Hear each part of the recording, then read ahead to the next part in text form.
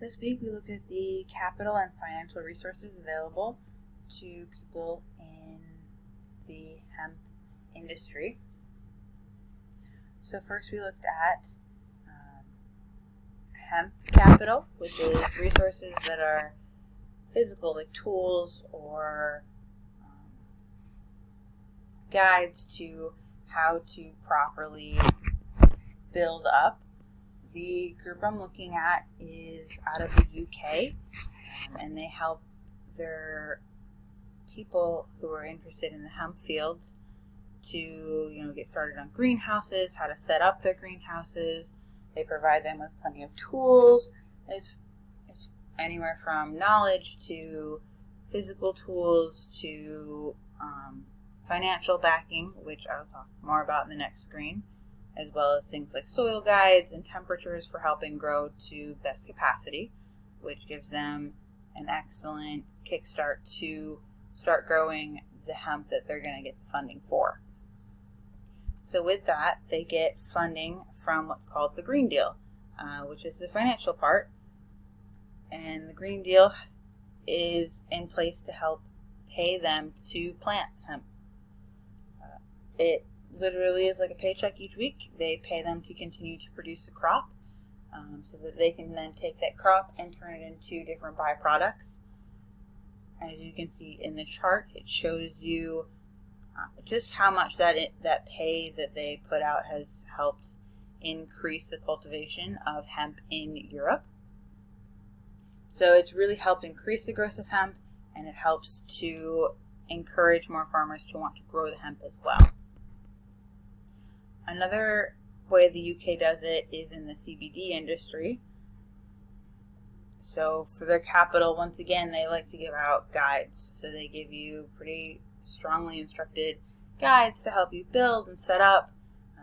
They give you supply lists. They give you the tools that you need to run a government-sanctioned CBD operation.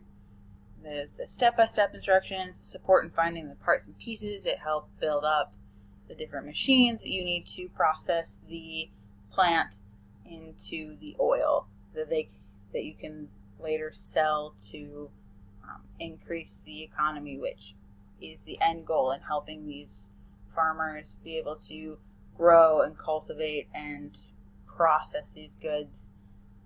And that's where the funding comes in.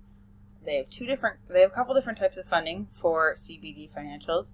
They do one that's called the Heritage Lottery, which works very much so like any other lottery. It's a game of chance. You kind of, buy your lottery ticket, you put a little bit of funds towards it, and then if your number's called, you get that backing from that fund group. Another option for financial in the UK as far as CBD is considered is to do a natural environment research grant. And those are decided by the Natural Environmental Research Council. So basically they go through and they review your submission and then decide whether or not you're a good fit for the program. And from that you can get research grants to study the product, whether it be just from its basic growth, how to grow it better, all the way up through how to process the materials once you've gotten the fibers from the plants. For cannabis, I kind of decided to go in a completely different direction. And in my research, I found a plant out of California, which is focused on cleaning up after cannabis. So the plan, it helps them out. It gives them the capital part of it, gives them equipment to help them do the cleaning, gives them the PPE to wear and be safe as they do so. And they even offer things like helicopters to help move the waste once it's been extracted.